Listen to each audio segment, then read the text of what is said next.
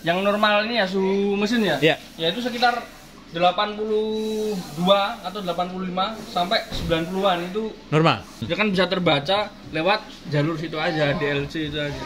Jadi kalau beli yang semacam DLC ya disarankan beli yang Bagus. Masang ini juga memperhatikan dari sisi kabelnya, sisi dari sambungannya.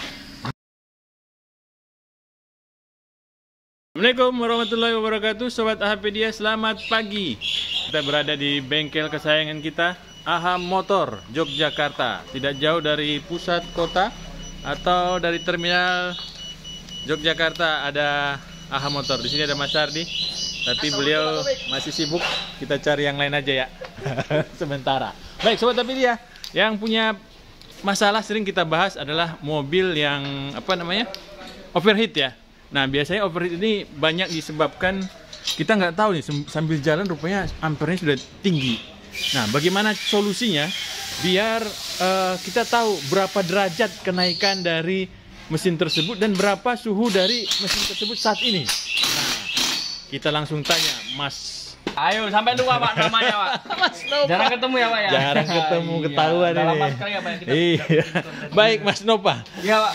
Kan kemarin kita sering bahas ya Mas Nova ya, mobil overheat ya. Kadang disebabkan tidak tahu lampu ampernya sudah nyala ya. Ada yang versi analog gitu kan ya. Nah, padahal kita sering kan berbicara itu ada yang 111 sudah overheat ya. Derajat ya. Ada yang 100 berapa? Ya, 110-an Pak. 110-an ya. 115. Itu udah bahaya posisinya ya. Ya, nyala kan. Oke, nah ada nggak caranya Mas Nova agar kita itu tahu berapa sih kondisi suhu derajat dari mesin itu saat ini terkini gitu? Ya tentunya kalau selama ini yang saya temui ya Pak ya. Ya. Nah itu kalau bawaan mobil itu nggak ada yang membacakan secara aktualnya.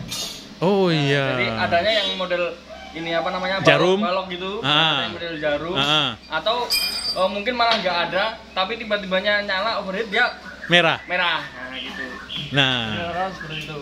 Baik. Nah makanya ada mungkin after sales ya Pak ya, yang istilahnya variasi lah yang membuatkan bisa terbaca suhu. Nah contohnya ini yang kita pasang ini Pak. Nah baik. Nah ini gimana nih ceritanya nih Mas? Ini yang lama yang mana? Yang asli mana? Ini yang asli yang ini Pak. Tentunya yang variasi yang ini kan. Kelihatan sekali ya. Nah sebenarnya pada dasarnya fungsinya tetap sama Pak. Dia membacakan suhu ini ya, suhu mesin. Ya. Nah akan tetapi di sini sama di bagian sini itu sedikit ada perbedaan. Oh bedanya apa Pak? Ya tapi perbedaannya nggak terlalu signifikan jauh suhunya Pak. Nah, karena yang di sini kan dekat dengan mesin, jadi lebih akurat di sini. Nah makanya bawaan mobil itu rata-rata ditaruhnya di outlet butter, di jalur keluarnya di head. Jadi itu lebih akurat. Kalau ini sudah berapa senti nih keluarnya? Ada sekitar 15? Sekitar ini 15-20an senti lah ya Pak. Terus pengaruhnya ada? Sebenarnya perbedaan suhunya cuma sedikit sih Pak. Ya bisa 0,0 gitu ya, berapa gitu ya? Selama saya sudah pernah pasang sebelumnya, itu di sini sudah misalnya sudah naik sampai 50 derajat kan panas. Nah di sini belum, baru 40. Tapi nanti kalau sudah bersirkulasi, termostatnya sudah membuka, dia sudah bersirkulasi kulonnya. Nah ini baru mengikuti menyesuaikan sama yang di sini. Tapi perbedaan cuma 2 derajat. Oh gitu. Kadang ada yang 3 derajat. Baik.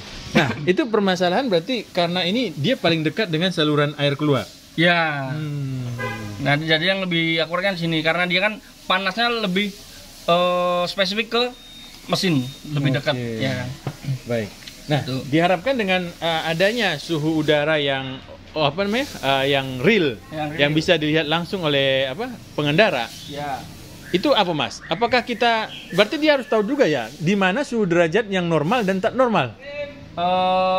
Iya kan? Ya. Nah, yang normal berapa? Yang normal ini ya suhu mesin ya? Ya itu sekitar 82 atau 85 sampai 90-an itu normal. Ya normal kerja, 95 lah. Jadi nanti kalau sudah 100 derajat, ya itu perlu diwaspadai juga. 100 tapi nggak turun gitu maksudnya? Turun. Oke. waspada juga. Nah, makanya adanya alat ini tambahan ini bisa memantau sedikit lah. Nah, kita coba lihat. Baik, seperti apa sih indikatornya? Mas Agus. Sehat, Pak. Sehat, alhamdulillah, Mas Agus. Makin keren aja. Makin keren aja kita nih. Nah, ini dia modelnya seperti ini, Pak. Nah, dia sebenarnya sama-sama juga analog, cuma kan dia ada angkanya. Oh. Nah, perbedaan di bawaan mobil biasanya analog ataupun balok, dia nggak ada cara rincinya ini berapa. Ini kan 40 derajat, 60, 80 begitu kan. Tapi kalau di bawaan mobil yang di dashboard mobil, indikator speedo di mobil itu rata-rata nggak ada. Nah, dengan adanya ini dia cukup membantu, Pak, untuk melihat atau mendeteksi seberapa sih suhunya. Jadi kalau misalnya sudah sampai 100 derajat, oh berarti perlu diwaspadai gitu. Oke. Tapi secara fungsinya dia cuma sebagai penampil indikatornya. Tampilan aja ya. Nah, baik. Dan bisa ya tambah keren sedikit lah. Racing ya? Iya. Oke. Ini kan kebetulan akhirnya kita lepas, Pak. Oh. Jadi bisa ceknya nanti kalau sudah selesai. Baik. Nah, Mas Nova, ini kan kalau kita sudah mengetahui kondisi suhu udara kita aktualnya gimana gitu ya, yang baik dan yang perlu diwaspadai. Terus apa yang akan kita lakukan dengan seperti itu? Umpamanya kita melihat suhu udah 100 nih. Jalan tapi nggak turun-turun. Terus bagaimana? Ya perlu ini juga, Pak, waspadai juga. Tapi yang itu bisa membantu, tapi kan tetap yang jadi patokan yang dikasih dashboard. Oke, kalau 100 itu lampunya nyala nggak? Kalau 100 belum. Oh, belum. Belum nyala. Berarti kalau 100 aman nggak kita jalan terus? Ya sebenarnya tergolong masih bisa lah dipakai, tapi jangan terlalu dipaksakan. Oke. Jangan gas tinggi gitu. Karena kalau nggak turun-turun itu bisa jadi dari mungkin ada yang tersumbat di radiatornya atau water pumpnya yang udah melemah, dia nggak mau memompa, jadi kan sirkulasinya berkurang. Wah, berarti dengan tambahan alat ini itu akan sering ke bengkel berarti ya? Ya. Iya nggak? Lah kan sebelumnya dia nggak hidup-hidup, ya kan? 100 dia nggak hidup gitu kan? Karena dia 100 berapa hidup, Mas? Lampu merahnya? Lampu merah itu paling 110, 115 mungkin ya, Pak. Udah hidup dia? Oh. Karena kalau atau malah 105. 105. Pokoknya saya dulu pernah 100-an ya. 102 atau nggak salah, itu belum nyala. 102 belum nyala. Wah. Iya, jadi saya muncul pertanyaannya, Mas. Kita sebagai pengendara nih, sudah melihat posisi ampernya itu derajat di situ water suhunya itu sudah 100. 101 gitu. Jadi kan nggak ketahuan kan? Iya. Sekarang kan adanya itu ya cukup membantu lah. Mas, kok ini bisa buat ngecekan di bengkel kan? Normal nggak sih? Nah, baru nanti dicocokkan sama di scanner. Oke. Nah, patokannya kita scanner karena yang itu kan cuma varian tambahan. Ya, bisa jadi alatnya yang kurang sesuai. Betul. Berarti alat itu membantu juga untuk mengetahui kondisi mesin berarti ya? Iya. Jadi kita bisa ngobrol kepada teknisi ya, Pak, ini saya sudah 2 hari 3 hari nih, ampernya itu selalu di 100 gitu ya. Nah, ini gimana nih gitu ya? Oke, baik. Nanti dicek. Karena selama ini kan kita kalau mau pakai alatnya juga kan bisa sebenarnya nggak harus dipasang tambahan ya, Mas ya. Pakai membeli alat scan apa namanya? Yang membaca itu? Itu bisa. Bisa ya? Bisa. Yang digital ya berarti ya? Tapi yang kalau beli yang seperti itu yang agak ini juga, yang agak bagus. Ada yang bagus. Kenapa? Kalau biasanya ada yang tambahan seperti itu, paling kan dia tercoloknya kan di DLC kan. Iya, betul. DLC kan biasanya buat scanner, buat itu. Dikhawatirkannya bisa mengacau si ECU-nya. Karena kan di DLC kan dia langsung ke ECU. Cuma satu itu colokannya? Iya. Jadi sebanyaknya ini kabel ya. Dia kan bisa terbaca lewat jalur situ aja, DLC itu aja. Jadi kalau beli yang semacam DLC ya disarankan beli yang bagus. Apa masalahnya, Mas? Kalau kita beli yang nggak bagus? Ini, Pak. Itu kan sebenarnya ya rangkaian kecil-kecil kan juga kan.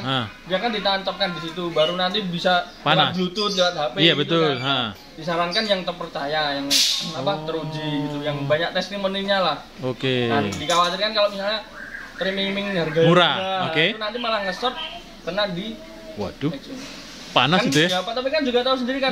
Sepele cuma koil ganti yang KW, ECU-nya yang kena. Jadi pincang-pincang terus banyak. Oke. Baik. Jadi ada dua pilihan ya. Mau pakai yang Bluetooth atau yang pakai yang analog kayak gini ya?